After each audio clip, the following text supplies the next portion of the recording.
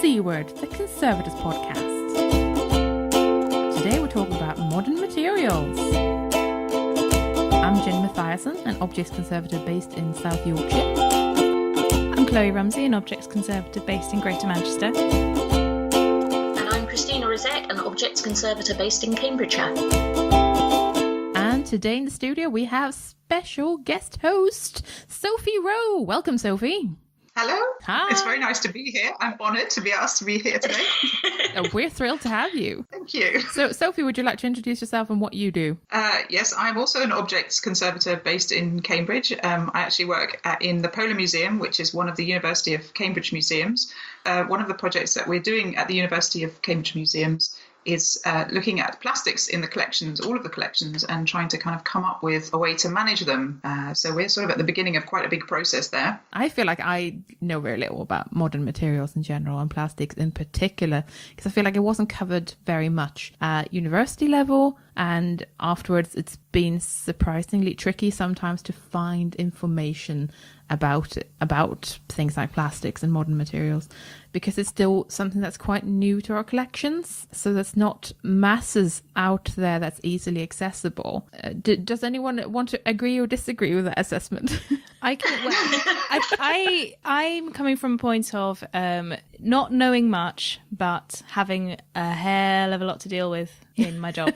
So the museum I work at is particularly keen and active in contemporary collecting, that uses in objects that tend to use a lot of everyday materials and also a lot of really modern technologies to create sort of media and objects generally. And I'm finding it really difficult to, well, essentially you start off with the point of this is probably going to be completely different in 10 years, but I don't know why, because there's no information about what sellotape actually is, because it's copyrighted for various reasons, and also, you know, what effect do various types of printing methods have, and I just don't know where to find the information. Things like t-shirt manufacture and technologies of t-shirt printing, that's fairly well communicated, different types of plastics, what the plastics are, and then from then on you can extrapolate what probably is going to be happening with them. But in terms of different types of printing and paper works, it's just, I just don't know.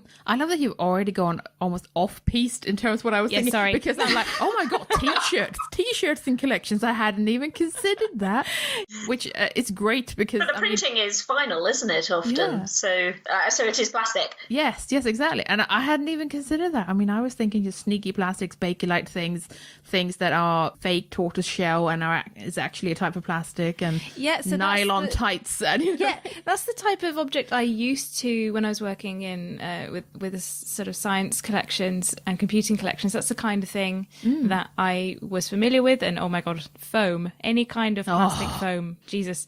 But now I'm thinking about, you know, this is saturated with this and this is coated with this, and is this gloss paper gloss because of the paper or the printing? I just don't know. So that's me. Yeah, wow, okay, so already like a whole world has opened up to me about where plastics can be found in collections. Jesus. Which, Sophie, you must be familiar with doing this plastic project. Well enough, I think Chloe's just suggested a whole new seam of horrors which might be appearing, because I don't particularly have to deal with that kind of thing, but I think that question about what is this made of is fundamental to the whole problem. And as you rightly say, a lot of the kind of things that have ended up in museums, either there isn't any information or the information was protected in some way. So we don't always know. And although you can get a surprising amount of information out of things like patent numbers, so if you've got an object with a patent number on it, you can actually go to Google Patents. You can look up the patent number and it will quite often tell you that kind of thing, if you're lucky enough to have that number on there. And obviously, if you've got things that are really quite recent, then you'll often have that funny triangle mark, the one that you're probably familiar with from your home, where you sort of, how can I recycle this? And you have a triangle and it's got a number in it, and that tells you what the plastic is. But then obviously there's lots and lots of material which doesn't have either of those things on it, or where you're looking at part of something else. And that is another challenge, is, you know, how do you manage something that's part of a bigger object where the plastic part needs one sort of environment or kind of treatment and the rest of it needs something completely different. So there's that whole kind of composites problem. So, I mean, I think like you, I'm only quite recently going into this. You say I know a lot about plastics. I don't think I do, but I have done a bit of training and started thinking about it. And I came from the same position of knowing, pretty much nothing. I certainly wasn't taught about it at university because, it was about 100 years ago anyway. So I don't think it was a thing that anybody You was look really great for being 100 years old. I mean. Thank you. A lot of polyfiller. But I feel there ought to be a joke about plastic surgery in there, but I can't gosh. Yeah, well, funny enough, I mean, you were mentioning the problem of finding information, and my impression at the moment is that there are now some more courses that are coming out that are aimed at conservators, and one of them, funny enough, was called Plastic Surgery. I can't remember because they're all punning, and the other one's called Fantastic Plastic or something, or possibly not. Anyway, these words get bandied around, but I know the V&A have been offering a course recently which looks at trying to identify plastics without having any fancy instrumental techniques. Oh, brilliant. And then the Museum of London have also been running a course which was, I believe, headed by Abby Moore. Yeah, I went on it last week. You should talk about that then, Yes. Christina. I visited her and talked to her. She's a fantastic person. She got Student Conservator of the Year for her work on a collection of handbags at the Museum of London, and she's really, really good. So I think Christina should talk about that course a bit later if she can. So there are starting to be some things that are a bit more accessible than the one course that I think people mostly have heard of, which is the West Dean course in Conservation of Plastics, which is absolutely fantastic. And I did go on it, but the problem is it's a 3-day course, and in the nature of that, it's quite an expensive one. So it's not always quite as manageable. I mean, I went and a couple of colleagues went, and we all managed to get grants to go, but, it took quite a lot of planning and all that in order to get to do that thing. But the West Dean course is also really, really good. That is headed by Yvonne Shashua. She's a scientist at the National Museum of Denmark now, although she previously worked at the British Museum, and she's been working on plastics easily for 20 years, if not longer. So she's just got an enormous amount of knowledge, and she's a good communicator. And one of the great things that you do on the West Dean course is you get a chance to set fire to things and sniff them, which is rare conservation It's training health and course. safety cleared. Oh, it's so much fun. It's a real guilty pleasure because you wouldn't dream of doing this with your artifacts. But traditionally, the way people used to identify plastics was to take a little tiny piece out of them, and then you put it on the end of a needle and set fire to it. And then you would look at the character of the flame, and you would decide, is this flame flaring up very quickly, and is it very smoky? And of course, if you've got a very tiny sample, it kind of goes woof and it's gone. And you think, oh, if I blinked, I would have missed the crucial moment when I was supposed to decide what the character of the flame was, and on that basis, identify the plastic.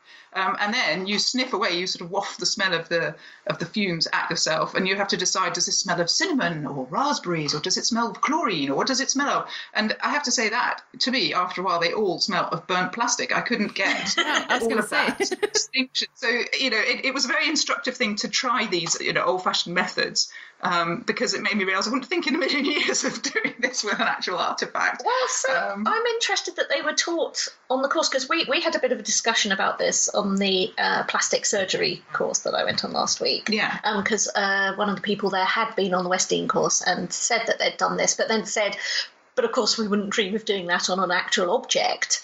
So then how useful are these methods for museum collections? Well, you may well ask. I think there was only one of those tests that I thought I might ever consider using, and that was the one which is, I think it's called the Beilstein test, and it's for identifying PVC, because essentially when you flame this little tiny piece from your object, which can be just almost like taking a hot needle to it, and you've just got a very small sample, it will give you a bright green flame, and it's absolutely unequivocal, and there's no possibility of mistaking it for anything else. Maybe the point of it is to make you realise this is a complete dead end. You shouldn't try and do this with your collections. So yeah, it's an interesting one. I mean, Yvonne Shashua has written a book called Conservation of Plastics, which is one of these Butterworth books, and it's extremely informative, and an awful lot of the information that she gives in this course is in that book, and it does talk a lot about these tests. And when the book was written in 2008, it may have been that there was more of a sense that, people were having to fall back on those very old-fashioned ways of doing things. But I suspect the field is moving ahead, and we've now got more possible instrumental techniques that we might be able to use. But yeah, maybe it was just for fun. I don't know.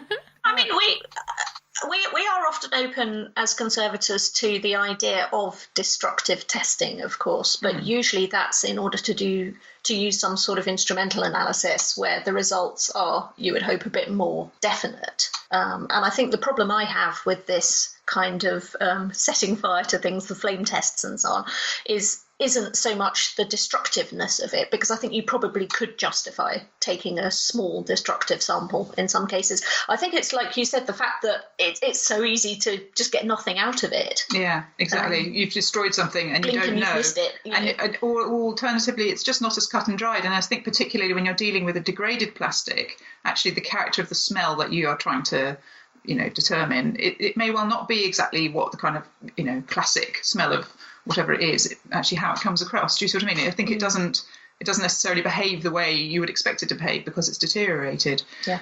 So on the whole, conservators do seem to accept that this probably isn't something that they're ever going to do in reality. But I think in private collectors still probably do try and use this. It is something that seems to be mentioned.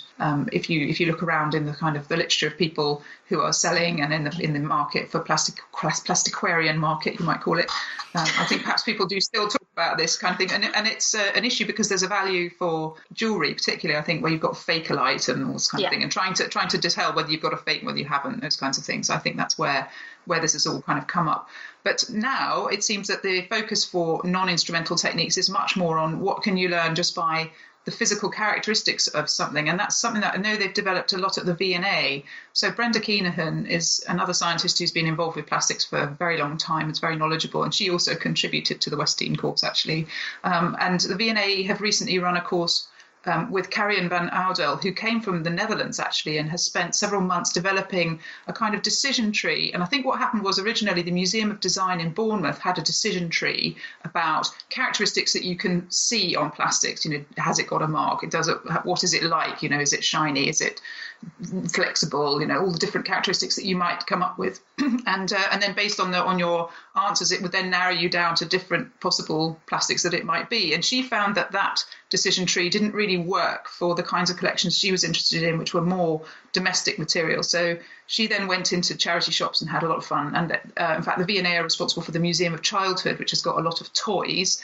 And so perhaps I should step back a little bit and say a lot of the work that's been done on plastic identification has been based around the arts, because for modern art, a lot of which is based on plastic, there are also huge insurance values. And when things are degrading, the loss of cultural value is also very high. And so AXA Insurance, I think, sponsored a huge research project called Pop Art. And the great thing about that is you can get it all online. All of the papers from that are online for free. And it talks about all kinds of different aspects of it. But you'll notice when you do look through the Pop Art project that it's very focused on modern artworks, and that anything to do with the history of science and anything to do with domestic life, toys and those kinds of things that are part of our everyday lives now, and which are also creeping into modern artworks where you get people using recycled materials that they've found on beaches and all sorts of things like that. Those are not particularly represented. So what the V&A have been doing is trying to kind of address that balance, I think, and focus a bit more on domestic materials. And what Karian did was then spent a lot of time investigating these materials and checking her answers on FTIR, but trying to build a better decision tree. And that was the focus of the training that they were then offering. And I went again, along with a couple of colleagues, and did this training. And I have to say, it did seem, it's very encouraging in a way. And you can discover quite a lot about a plastic by looking at it and trying to get as much information out of its characteristics as you can, that you can see and feel and smell and touch. But it's still not very accurate, in terms of deciding what is this. And, it makes a difference between using one type of storage, which is going to improve its lifespan, versus another type, which might actually make things significantly worse. You still may not be able to make that call. And so I'm still worried about this. I still feel that if you haven't got a big, expensive instrumental machine, it's not easy to get a result that you can rely on. So, yeah. So I'm interested in what you say about, obviously, the domestic materials facet is the bit that I'm personally interested in, but also the collecting of materials from charity shops, etc. Is that in order to do more or less destructive testing and deterioration testing? Because that's something that I've been considering doing myself.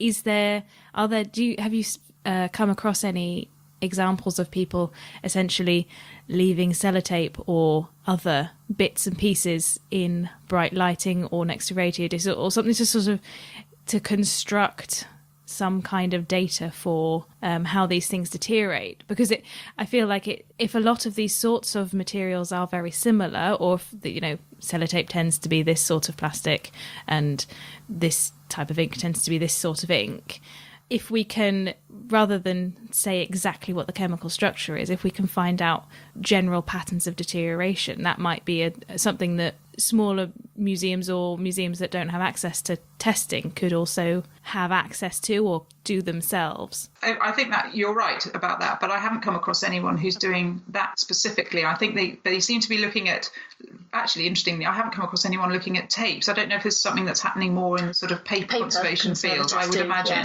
that that's quite an important issue for them. But this is very much artifact focused, and the use of charity shop material is, so you can chop bits off or chop them up and give samples to the people on your courses and all those kinds of things. You're sort of free to do what you like. But it's quite interesting because obviously quite a lot of things in charity shops are quite old, although you don't know necessarily how old. You can possibly sometimes tell broadly, are they 10, 20 years old?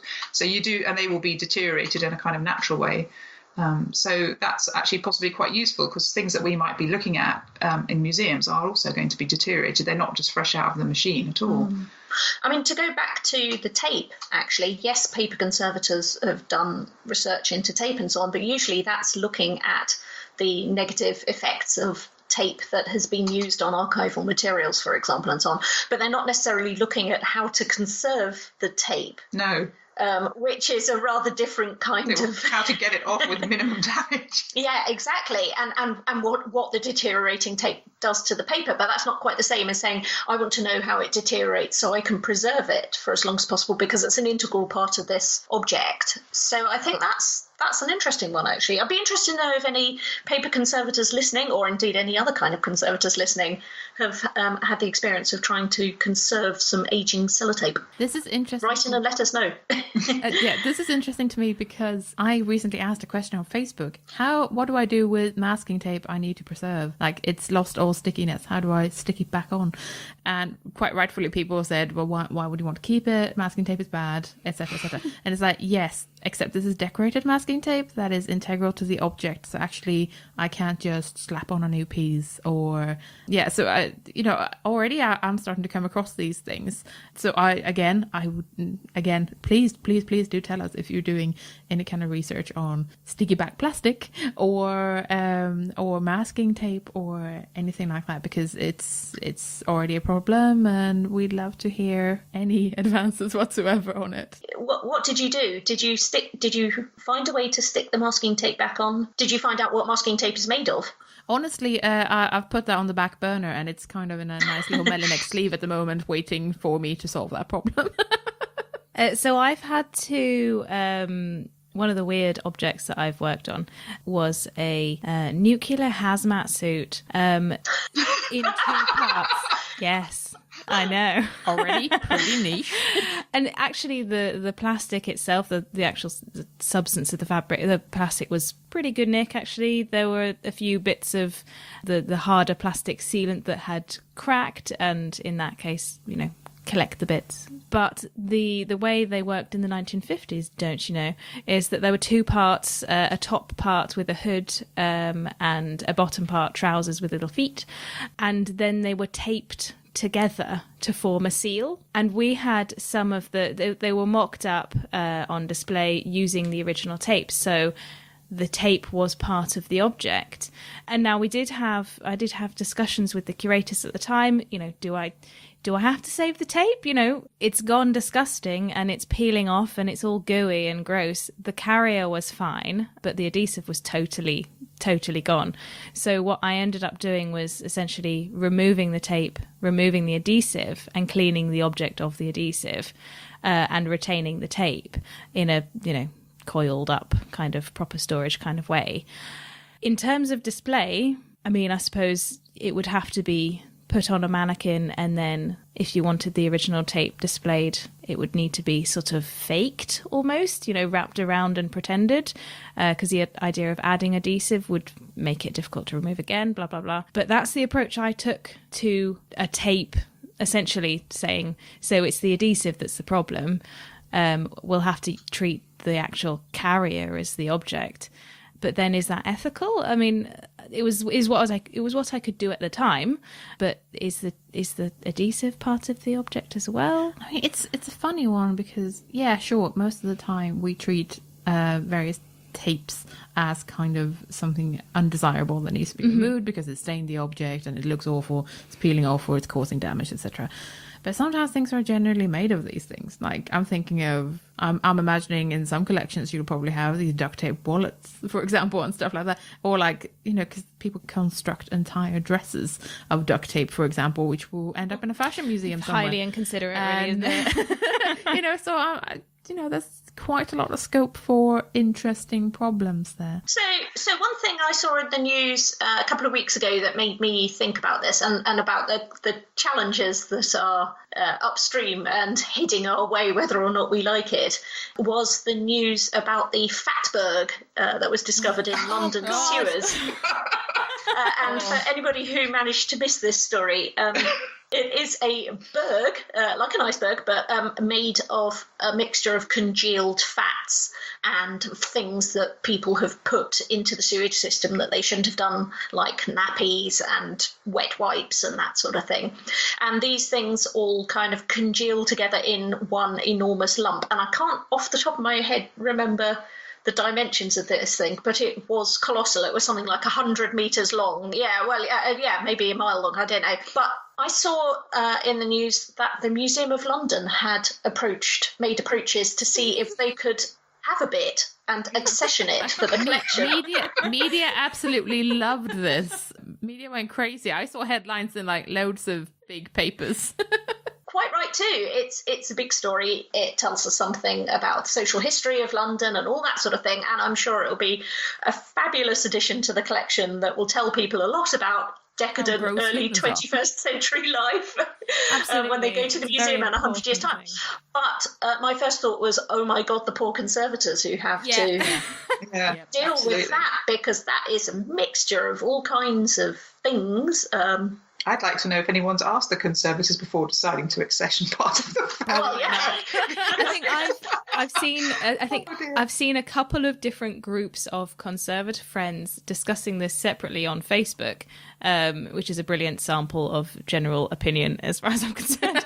And all of them have had this exact viewpoint of who is going to look after that? Where is it going to be stored? How are you going to get it there?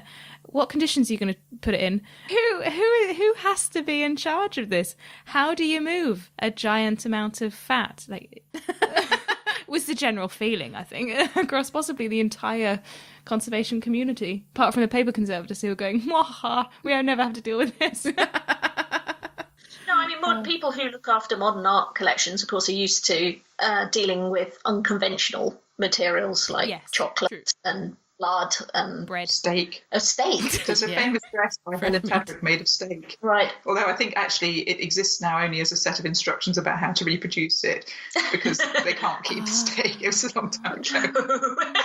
I think Helen Tadwick died about 20 years ago. Yeah. Yeah, well, that's also modern materials, arguably. Fresh meat. Yes. I don't know, what else is there that you might count as modern materials? Something that we haven't talked about, because it is kind of encompassed under plastics, is technology. So, which is more of a composite object regardless of how you look at it. So I'm thinking, more like computer collections and technology collections. So we're talking old computers, old gaming consoles, mobile phones, smartphones, calculators, just about anything that has a microchip in it, for example. And there are vast collections of this, private and public. And they do pose interesting challenges in and of themselves, just because they are composite objects and often made of a variety of plastics, some of which last really well and some of which don't. So, for example, I'm thinking of, my dad does a lot of what we would call private restoration work. He's not a conservator, but he does make things work again. He's a fixer. So he gets a lot of these things like old cassette players and audio equipment, because he used to be an audio engineer. And he then fixes them up, and often he opens them up and finds that inside is runny plastic goo, because all the little belts that make moving parts move inside of these things have melted over time, not from heat, just from their way of decomposing, which would be a frequent problem for us in museum collections as well. actually. And if you've ever had anything with those little plastic feet, Yes. they melt quite often in a similar fashion, which is really gross to find when you're taking something I off a found shelf. one of those that looked like melted chocolate. Oh yeah, it's really Gross. gross, and it's super sticky, and it does not. Yeah. Ugh. Ugh. So I mean, that's another type of modern material that we haven't really discussed. So technology, basically. I think, I mean, there are now starting to be conservators who specialise in time-based media and in things that have a player and then the program, if you like, whether that's whether the program bit is an actual computer program or a video or, you know, something that needs the technology to play on. And obviously there are issues there of technology becoming obsolete, also software becoming obsolete, and so on. So I think it's fantastic that institutions are starting to engage with that, and that time-based media is starting to become a specialisation in itself. Icon has got internships. And they tend to be based at the Tate, interestingly. I think it's interesting how it goes back to preserving artworks primarily at this point, but you know, in the long run it's going to be about preserving a lot more than just that. And you're back to this question about the materiality. To what extent is it important to play these things on a floppy disk, which is already, you know, a thing people laugh. There are, you know, we've all got examples in our life of things that we can't play anymore. My cassette tape collection, even my CD collection, I suddenly look at it thinking, why have I got this? You know, I can't even play DVDs on my most recent computer, which is only 4 years old now. It doesn't have a DVD player unless you go and buy the software. So things are moving very, very quickly. And I think that in many collections, there are going to be these issues coming up. But how important is it to play the thing on the machine that was originally used? I think, you know, there are going to be a lot of these interesting ethical decisions to be made. So we in our Raspberry Pi episode, we had an example of a museum that used a Raspberry Pi to emulate the software, so that you could see the program running, but it just wasn't running on the original machine. There is a museum in Cambridge where you can play the original games on the original machines. Museum of Computing. I don't know if you've been there. It's so cool, and my children think it's the best museum in the entire history of the world. But you know, I do find myself thinking museologically, how is this all going to work? You know, have you got extras? And, you know, to what extent are you considering these things sacrificial and all that kind of thing? I think we tend to be maybe a bit more cavalier about things like this because of the fact that they're often mass produced. And so you tend to take the attitude, well, there's loads of these things around, you know, it's not, you can always just buy another one or find another one in a charity shop or on eBay. People used to say about natural history collections, you can always just go and shoot another panda. And indeed ethnographic collections, well, these guys, those funny guys with the nose rings, they're still around, we can just go and get more of this, and suddenly they're not. And actually it's true for digital materials just because they are outdated so quickly. So I would hope we'd learn a bit from this question in the past. You're quite right. I think that people are quite cavalier. Yes, exactly. Sorry, I'm going to throw something out here which is possibly controversial. So something I quite enjoy because I'm a nerd, and because my dad was an audio engineer and stuff like that. I quite like watching YouTube videos of people, for example, unearthing these amazing obscure pieces of technology that are now outdated and obsolete, and presenting them and telling us all about how they were used, what their history was and their development, showing how they worked, etc. Because that is a type of preservation, showing and sharing with people that these things existed, because ultimately we might not be able to keep that piece of equipment. So actually I think that's a genuinely valuable thing, and I'll post a couple of examples in the show notes if anyone's interested in properly nerdy stuff. But it's an interesting thing, because ultimately if we just keep these things in a warehouse somewhere, they're not going to be functional, and it's unclear if we can keep them functional and if it's worth keeping them functional. So it's one of those things that actually I think people are doing a genuine service to everyone by sharing these things. It's time-based media, though, isn't it? Well, yeah, it kind of is, isn't it? Back to the same problem. Yeah. Well, they are being archived. What will the internet look like in 30 Well, yeah, years? there is that. Like, will YouTube exist, or will all these things disappear again, etc., etc. And actually, as a tangent to that, sometimes I will also watch what I would term amateur restoration videos of these things. But not. I would say not terrible ones, but ones where people generally care about their private collection of technology and stuff like that, and they will restore a computer to a functioning spec again. That includes, using spare parts from other broken computers, and even bleaching the outside so they don't look so yellowed anymore. I've seen These them. things Yeah. fascinate me because ultimately it gives me an insight into bits that I can't do. I don't have their technological skills to be able to do that. But by watching them do these things, I pick up a couple of skills, even though I'm a trained conservator and they are not. But ultimately, I can go away and do the research that helps back up whether or not I think their approach is right. And sometimes they do experiments that inform my practice, which is kind of amazing. Ooh, yeah, right. Where they properly try different techniques and they back it up with, oh, these are the chemicals that are in these things and this is how it reacts with the plastic, etc. I mean, some of these amateurs are genuine researchers and they just don't know it. But anyway, that's just me geeking out about what's available on YouTube sometimes. Obviously, this isn't a blanket statement that every single restoration video on YouTube is a good idea, because it certainly is not. But sometimes you can find gems and sometimes it can help me understand an object better. I'm just saying we can all learn from each other. What you've just said, Jenny, is interesting because, one of the things that comes up when you're going back to the whole plastics thing and how you might treat plastics, I think that the courses and so on that are available in the UK at the moment focus very much on preventive conservation, understanding what you've got and trying to sort of improve storage. But they're starting to address this issue of interventive treatments, and particularly quite things that we might regard as really quite simple things like cleaning, and also a bit of adhesion. And I think anyone can straight away understand there's going to be issues with solvents and so forth in adhesives. But cleaning, surely that should be fine. And we all have this sort of idea, I think, about, very low impact cleaning includes things like brush and vacuum, and then washing. That's all a bit more kind of interventive. Certainly as an objects conservator focusing on organics, I tend to think washing is a thing I very rarely do, and only after a certain amount of deep thought, But interestingly, when you start, they've done a certain amount of testing on the impact on plastics of cleaning methods. And what they've discovered is that washing is actually, for plastics, often a much less interventive thing, because it doesn't cause the kind of surface scratching and problems that you get if you use what you sort of imagine is a more gentle approach and using a dry cleaning method. And it's the same, I think, when you start experimenting a bit with adhesives, that some of the things that you might consider weren't a terribly good choice, you're having to include new ideas like, well, maybe should we think about using super glue, which in my opinion is not a conservation adhesive. The cyanoacrylates, I don't use those for anything except holding something for a very short time while I'm introducing something more archival, but maybe actually for some situations they might be a better choice. And so it's quite interesting, because you sort of have to suspend all of your assumptions about the way you go about things and your kind of idea of the hierarchy of certain sorts of treatment and what they are good for and what they're not good for, and kind of go back with trying to leave a lot of those assumptions at the door and just consider the treatments sort of, from first principles and look at the actual impact on the artifact and what it is or isn't going to, how it is or isn't going to be affected by what you're doing.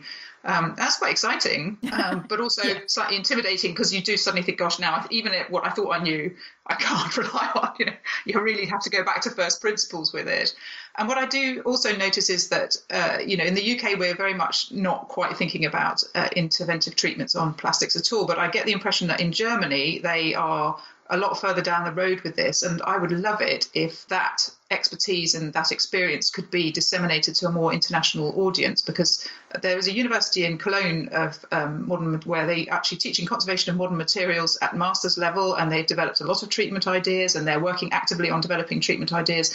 And I know about this through colleagues that are working there now, and people who I've come across who are working in this field, but it's not something that's necessarily percolating through to a wider audience. So yes, I would like to encourage them to come out and let us know what they found out, because it's definitely a very challenging area.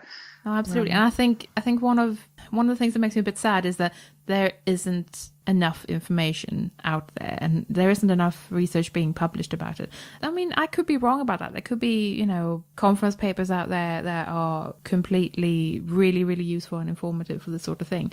I think it's one of the gaps that we have at the moment, is that the work there has been an enormous amount of work done, but it has been done by scientists. And although they are conservation scientists, in some cases they are themselves not conservators and have never been conservators. So they are partly working in environments where they've got quite good instrumental backup to help them with their research. But I think there's a gap between that information that they're generating and that knowledge and kind of percolating down to people who are actually practicing and needing to know some useful things on the ground and things that are realistic in a smaller institution where you don't have all of that sophisticated knowledge. But you need to have your experience and your confidence built up so you can tackle that kind of thing. These are things we can't afford to ignore, and certainly in collections where people are accessioning new material, that I think they need to be made more aware of what the impact on their future collections management is going to be. Is this actually sustainable to go and get a fantastic garland of flowers and condoms, which are sort of self-destructing? I'm not joking. This is actually an artifact that I saw just recently, and it's wonderful, and I absolutely understand why they want to have it in the collection. It's a really interesting thing, but it's also self-destructing. And I think, there are lots of these things, and whether curators and the people who are making the sort of acquisition decisions are necessarily thinking about the impact it's going to have on the conservation is questionable. I think that's quite a patchy story across different institutions. That's actually the exact problem that I've had recently is this is a fantastic object, but let's just step back and think about what will its actual display possibilities be like in even just simply 2 years, depending on the material. And it can be really difficult to... Saying it can be difficult to communicate sounds like it's really negative, saying, we can't have that because it'll be dust in 2 years kind of thing. Obviously, we don't want to take that attitude. But it can be quite difficult to say, like, okay, so this is... Bear in mind it won't be beautiful for that long. In 10 years, it will be completely yellow. In this number of years, it will be sticky. That sort of conversation can be quite negative. And it would be, I think, my priority, and probably the priority of many other people, is to essentially just have the background of knowledge to be able to say, this is what I can do about it, rather than just saying, oh no, it's not going to last. I think it comes down to resources again, and having large numbers of plastics in your collection is potentially going to be very resource intensive. And a lot of plastics benefit from individual enclosures, for example, or from things like freezing, or things that they often need special storage methods that go beyond just kind of plonking them on a shelf or in a drawer or whatever, and so that takes up a lot of money and a lot of space potentially, and a lot of conservator time, and that obviously needs to be factored in when you're considering accessioning these things. But I'm also thinking about things like the effect on other objects in the collection of having large amounts of decomposing plastic in your store. Absolutely. I think, some of the stuff that off-gases from them is very bad for the objects around, and potentially not terribly good for the people who might be in the store as well. And, there are issues about ventilation and so forth. I would have thought that the thing to do is to have a realistic assessment of what the demands of these artifacts are going to be and how important it is to have them in the collection in relation to that, and sort of balance it out and make sure it's an informed decision. But I think possibly one of the things as part of this project of trying to think about plastics in Cambridge, we then decided, we'll go and visit other collections where they've got large collections and see what they're already doing. And it was really instructive. We went to look at the Science Museum collection, the British Museum and the V&A and the Museum of London. And all of them had interesting things that we could see, including a lot of these enclosures that Christina's mentioned. So using oxygen-free storage with a kind of passive bagging system. And you get lots of tips like make sure the bags are really big so you can open them up a few times before you have to, get a whole new set of the vapor barrier film, which is quite expensive, that kind of issue. But also, certain concerns about, do we know that we're still very oxygen free in there? Because after a while, this sort of little indicator eye that you put in there, which I think indicates when your oxygen has got above 0.05% or something like that, that in itself degrades, and so you stop knowing whether you can rely on what it's telling you. So that then you have to go and open the package and put a new one in, and then go through the whole thing of purging it with nitrogen again. So that it's not just a case of getting these things into those kinds of packaging in the first place, but also monitoring, looking at these things. Are they getting any worse? And I think we all know that a big program of monitoring is actually in itself time consuming. Even if you keep it to a short list of things, you say we're going to now monitor these things, not everything, but just these things are the ones we're going to check. It's still quite onerous. And then freezing is another thing. There has been some work done recently. Sometimes you don't necessarily have to go as far down the track as you think you do. So Yvonne, one of the benefits of going to a course is that Yvonne was able to show that some of the most recent research she'd done into using scavenging kind of atmospheres to deal with off-gassing from cellulose acetate and cellulose nitrate objects. And she found that actually just using acid-free boxes was enough to tackle, I think it was cellulose acetate, the off-gassing that you get from that, which is acetic acid when it deteriorates. Just using acid-free boxes is fine, and you don't need to go to the expense and complication of using a microchamber or an activated charcoal cloth or any of that sort of thing, because you actually get better results using pure acid-free boxes to buffer that. But do you then need to change the boxes? Well, at some point you clearly do, and the problem with it is that you don't quite know when that is. You sort of have to just play game of chicken and go, right, I think they must have expired by now, and change them. And again, this is the kind of information you don't always have because it's all so new. You know, it's fine to say we get better results, but over what period? And then when does that no longer work? And at what point do you have to then change it? It's to say, actually, activated charcoal has always got this problem that you don't quite know how long it lasts for. Sure. So it's just problems, whichever way you look. Lots and lots of things to think about. But I think, you know, it all adds to that picture, doesn't it? Of, you know, how much does having this stuff in our collection mean to us? What's important about it? And are we prepared to put the resources in that it's going to need for it to be meaningful, to dedicate large amounts of storage space to things that sort of shrivel up and crumble and aren't, you know, meaningful anymore? You know, I think you just have to sort of look that issue in the eye, really, and go to your curator with their accession suggestion and talk about it honestly. I have an interesting... I don't know if it's an anecdote or a cry for help. Or maybe both. I have recently found highly deteriorated Correx. And I don't know whether this is something that is common knowledge and I've just been beautifully sheltered for the years that I've been a conservator. But I think I kind of emotionally clung to Correx as a stable material that was, you know, it was going to be okay for the foreseeable future. But what I found is basically Correx that shatters on very low impact indeed. I believe because it's been exposed to sunlight, so it's basically just extremely dry. And I am interested in this, the implications of this in terms of storage materials and what we're using it for as conservators. So, yeah, help. Oh, interesting. Yeah, so anyone who has more information on that, get in touch. Yeah, I think with archival materials, actually, a lot of the archival materials we use are made from plastics. Things like Plasterzote and Correx and crystal boxes and all of those sorts of things. And I'm not sure if there's a definition of archival in terms of lifetime, I've just thought, or whether nobody's really felt the need to define that because things haven't really been in archival storage for long enough for that to have been a problem, or whether it's assumed that things will be rehoused before lifetime. I've always wondered that about crystal boxes, because sometimes they can be incredibly fragile, and I've always wondered about that. I did a survey of a very large number of detached lead seals that were stored in plastic boxes in mahogany drawers, none of which was kind of ideal, really. But the boxes themselves had become very, very yellow and brittle. And in some cases, the seals were really, really deteriorated. And there was a theory that going around at the time that the deterioration of the boxes was causing off-gassing.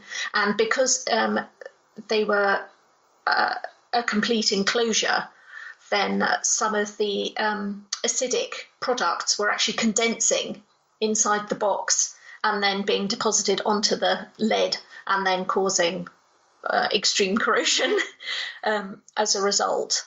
And so obviously one of the things that was then recommended after that was complete rehousing of all of these sorts of things. But I think that there are sort of problems with some of the storage materials themselves causing quite severe deterioration potentially for objects. And I'm not sure what these boxes were. I'm not sure whether they purported to be kind of archival ones or what.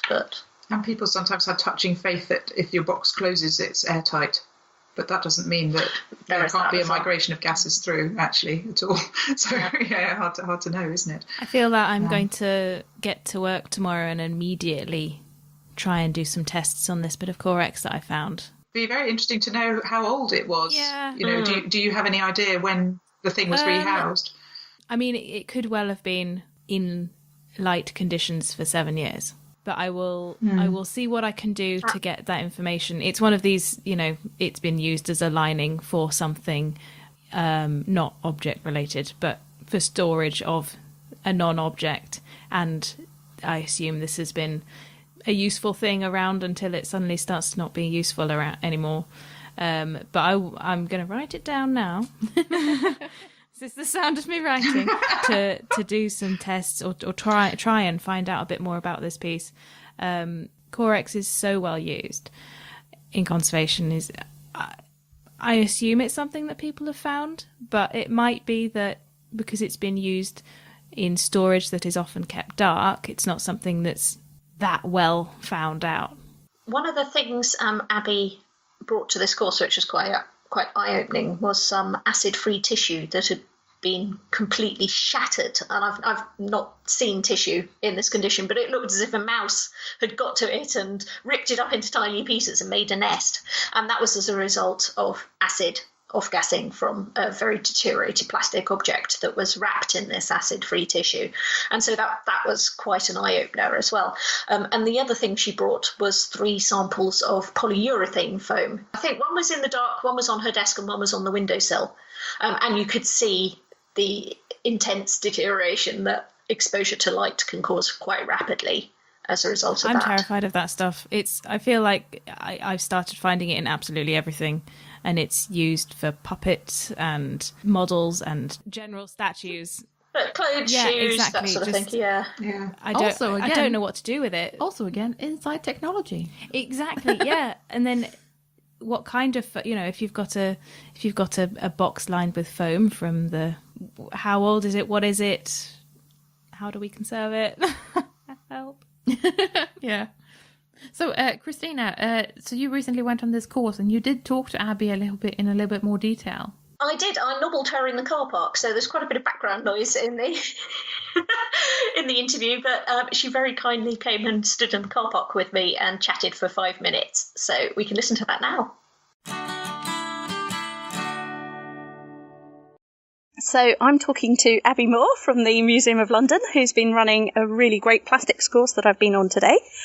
So my job at the Museum of London is a collection care conservator. So that involves all aspects of preventive conservation across our collections at our main site at London Wall and also our off-site store facility as well.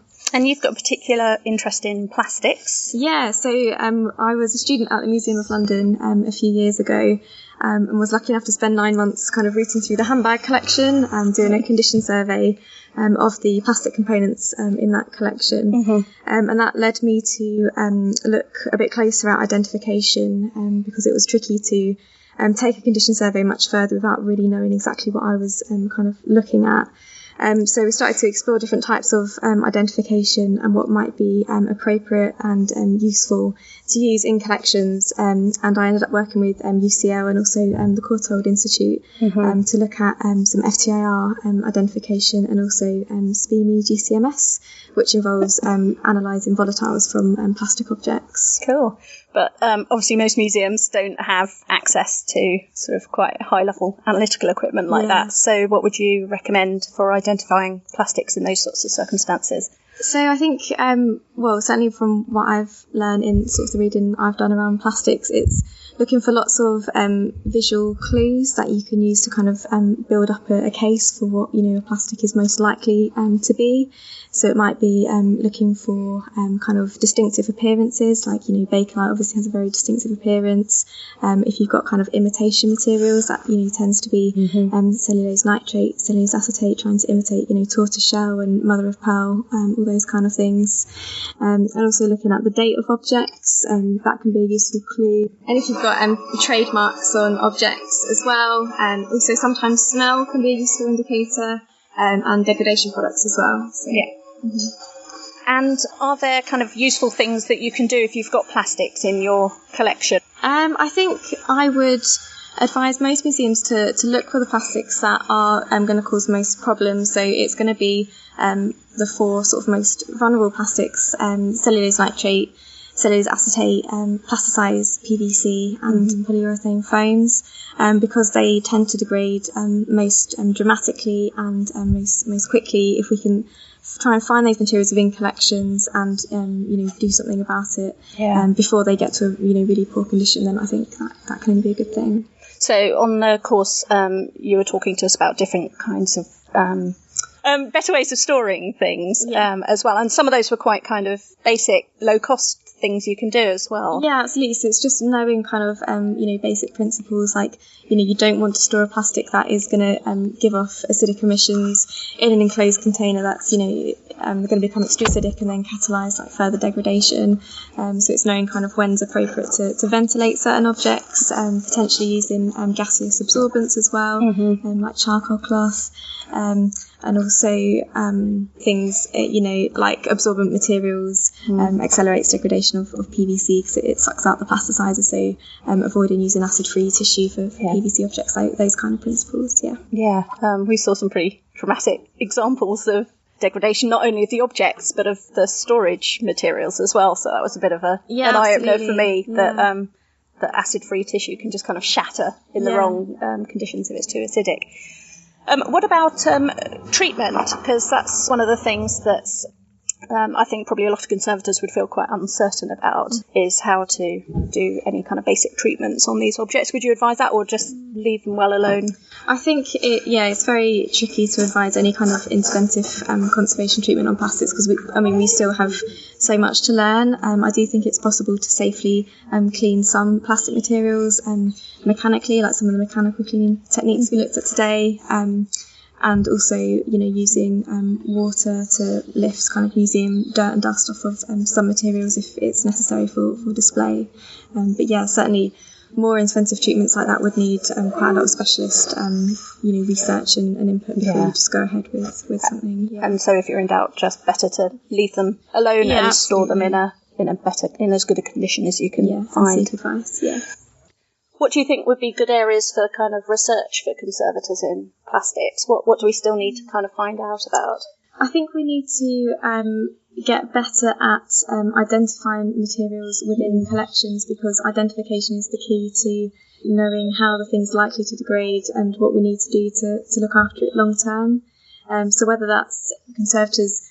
it's conservators doing more research upon the point of acquisition to understand exactly what a material is before it comes into the collection, or whether it's development of techniques that are more accessible for museums to use for identification purposes. Yeah, so we've still got a lot to learn about degradation, and we know that certain environmental factors cause degradation to take place. But for all different types of formulations, for all different types of plastics, we still need to learn exactly, what causes certain types of degradation. Yeah. Abby, thank you very much for talking to us. You're very welcome. I guess what I like and I took away from Abby's interview was that I really like that there's hope for the little guys, where there can be identification without necessarily needing loads of analytical equipment, and I really hope that there's more information about that available soon, because the little guys need it. Yes, we do. But I loved it. And did you I'm guessing you really enjoyed the course, Christina? I did, yeah. It was a really good introduction to plastics. It focused quite a lot, as you would expect, on collection care and on preventive conservation measures, but we did do a bit of cleaning at the end, and not very much, because by then Abby had already shown us slides of what happens to PMMA, to Perspex, when you clean it even with a fairly soft brush, and how easily some of these things are scratched. And another thing that was incredibly useful was to look at a table with solubility parameters in, and just to try and if only to recognise how incompatible most plastics are with the solvents that are most commonly used in conservation. Pretty much the only thing that you can use on a lot of plastics is water, and even then I think you would use it with some caution. But that goes back to what Sophie was saying about washing actually potentially being the gentlest way of cleaning for these things. I think if it would make me determined not to let the plastics get dusty in the first place, actually. Absolutely, yeah. And I think this is one of those cases where... Of course, they're quite static, though, of course. Yes, they are. It's not easily done. I mean, I think the other thing is, when you think about using a water-based adhesive, you think, oh, that's all right, there are some water-based adhesives around, and then you realise, but can you get them off again without using one of these solids? So we talked about really acrylic, down. exactly. Yeah. Things like Lascaux and so on, which are fine putting them on, but not getting them off. What would your opinion be on Kloe LG, for example? I don't think it would be strong enough to hold most anything with any kind of heft. Yeah, I think, and then the problem is because the surfaces are very smooth, you don't have very much gripping. I mean, if you're looking at something a bit more porous, you might. One of the things we did at West Dean actually was try to stick bits of foam together. This is the context I've experienced its use before. Yes, of course. Yeah, and I think you probably, it's worth considering for foam actually, because I think a lot of the things we played with were both disrupted the foam and sometimes stained it or made it very rigid, and it was a really, really about the most difficult thing you could imagine, trying to stick bits of foam together, actually. I think a lot of the time when plastics are joined, what you might call originally in an object, there's an element of welding involved and the chemical bond that goes beyond just the kind of mechanical effects that you would get from a lot of adhesives. So, for example, when people are making showcases out of Perspex, often they use chloroform to make the joins because you get an amazingly close join, but that's effectively melting the plastic and welding it together, which is why you get such a good join. And I think that's often the case with the manufacture of a lot of these things, is that to some extent you're melting it and so on. And that's usually not the way to go in conservation. So it makes selecting adhesives for reconstruction very difficult. But again, perhaps this is where we're going to have to start reconsidering our assumptions, because actually reactivating original material is something that's been discussed occasionally. But reactivating original media in certain kinds of painted surfaces and that kind of thing has been discussed before, and people generally frown on it. Although if you're looking at that versus something completely auto-destructing, I think it's worth going back to consider this possibility, although obviously the ethics have to loom very large. We'll try to put some resources in the show notes for you. Thank you so much, Sophie, for joining us today. We really appreciated it. Thank you for having me. I'm still very honoured. Thank you. Thanks for coming.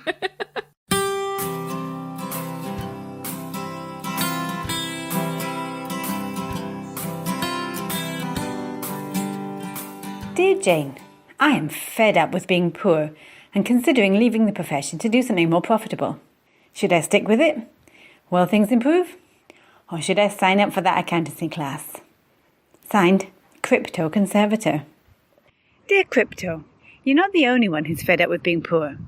I was watching a programme, How Did You Get to Be So Rich, the other night, and as I was watching it, I was struck by one of the people who'd made millions. He was electroplating metal things with gold. And as I was watching him, I thought, practically every conservator I know could do that job with their eyes shut. And yet he was a millionaire and we're not. And I think this really leads into your question about will things ever change?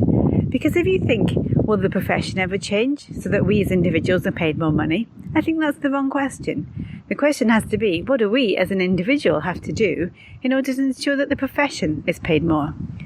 And I think this comes a lot to how we value ourselves. How many conservators in private practice do we know that charge less than a plumber? None of us, I suspect, charge as much for an hour as the man who was gold-plating Bentley signs.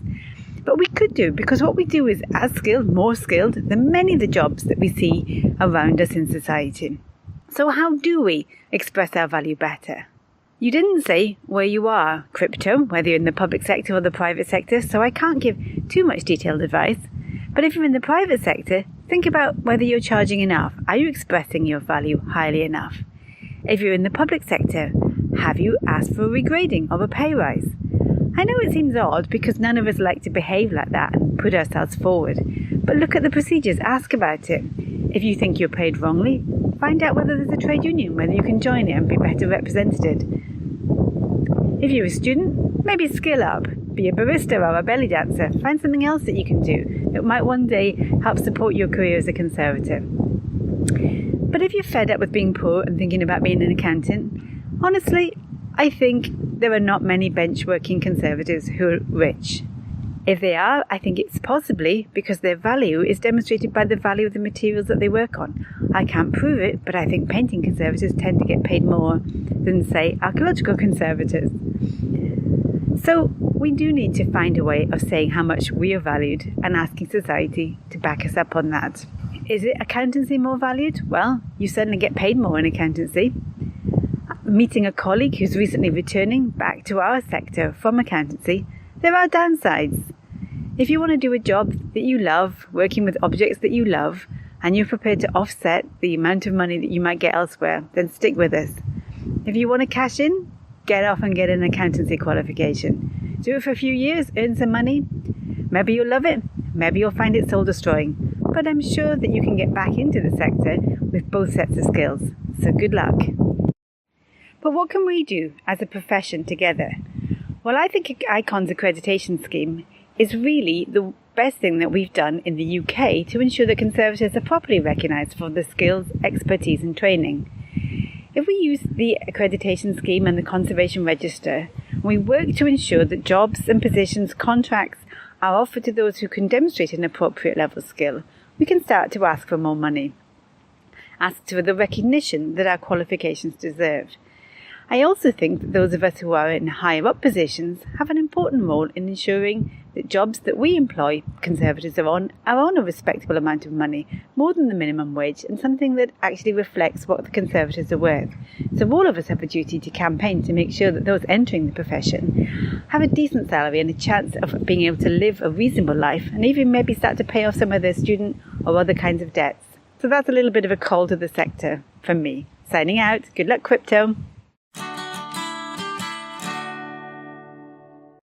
So this time I'll be reviewing PUR Facts, Conservation of Polyurethane Foam in Art and Design by Thea van Oosten. And this is a publication from the PUR research project of the former Netherlands Institute for Cultural Heritage.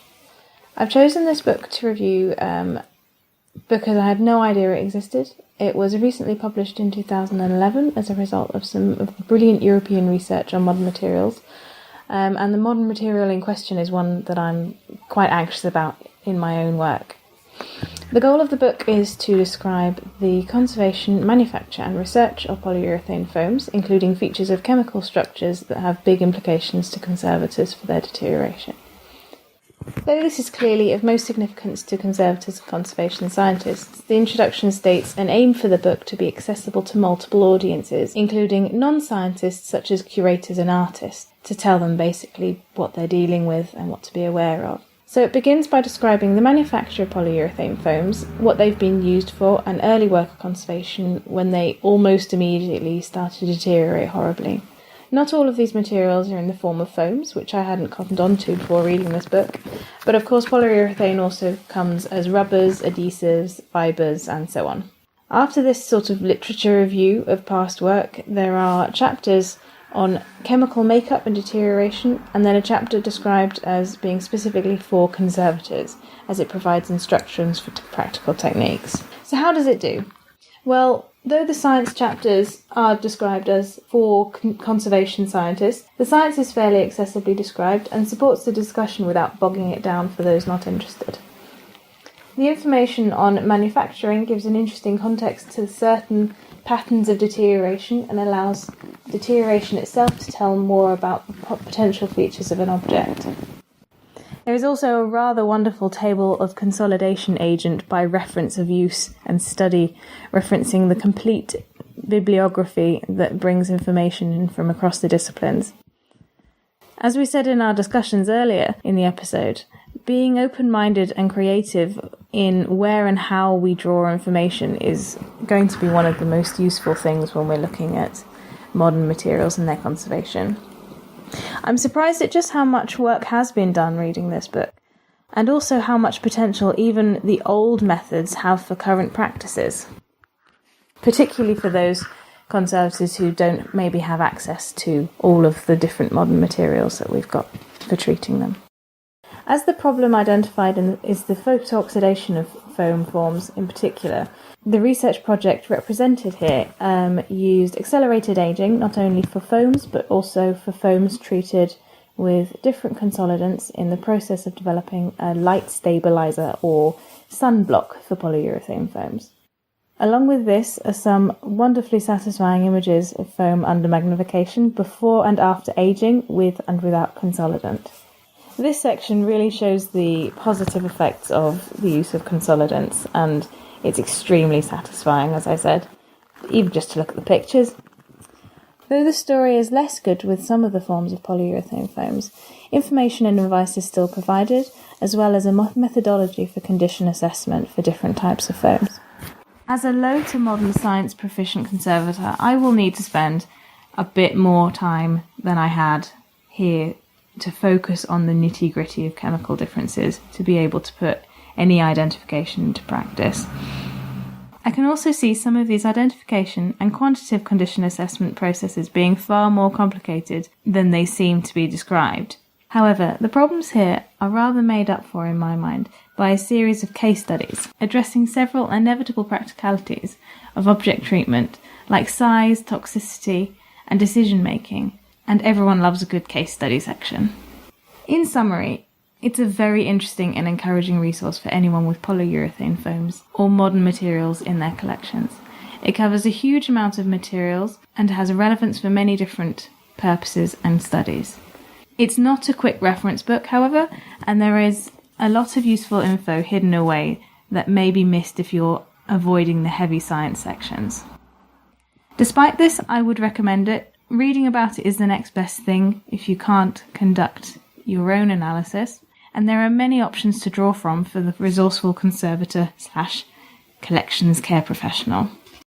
And for anyone wanting to purchase the book that Kloe just reviewed, it's available from amazon.co.uk for £24.50, and it's also available straight from the publisher, which is Amsterdam University Press, as an ebook for €28.99. And we pop some links to that in the show notes. Patreon shout out! Welcome to our newest patron, Jenny.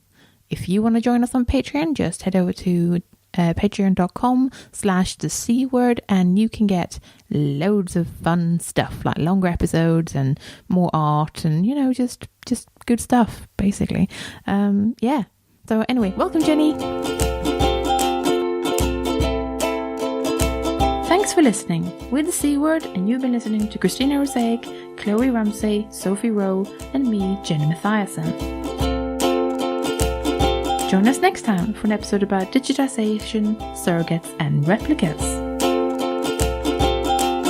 In the meantime, check out our website at thecword.show, tweet us at thecwordpodcast, or simply email us on thecwordpodcast@gmail.com. Intro and outro music is Spring by Didi Nissick, used under a Creative Commons Attribution License. Additional music and sound effects by Callum Robertson. This has been a Wooden Dice production.